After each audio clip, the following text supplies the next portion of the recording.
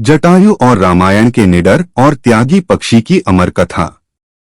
तो रामायण में जटायु का नाम निष्ठा और वीरता के लिए विख्यात है।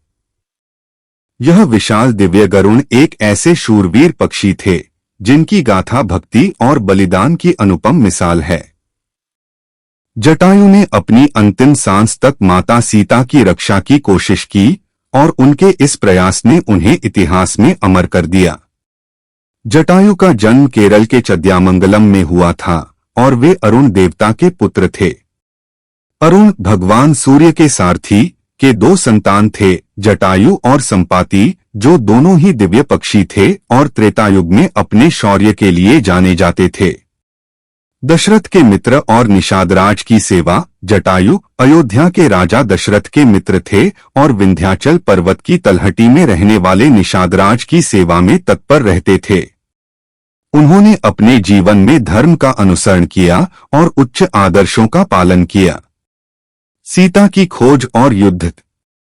जब रावण देवी सीता का अपहरण करके दक्षिण दिशा में लंका की ओर ले जा रहा था, तब जटायु ने उनका सामना किया और निर्भीकता से युद्ध किया।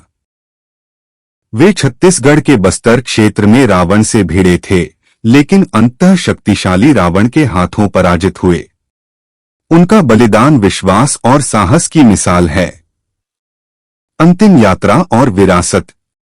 जटायु ने अपनी अंतिम सांसें चद्यामंगलम की चट्टानों पर लीं और उनके नाम पर बहुत से स्थानों का नामकरण किया गया है।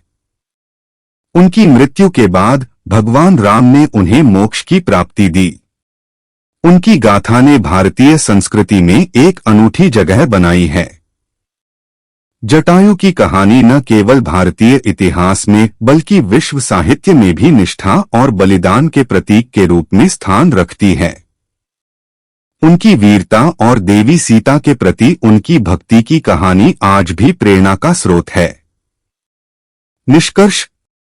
जटायु की वीरता की कथा हमें यह सिखाती है कि धर्म और सत्य की रक्षा में सजग रहना और बलिदान की भावना को अपनाना मानवता के उच्चतम गुण हैं। उनकी अमर गाथा आने वाली पीढ़ियों को सदैव प्रेरित करती रहेगी।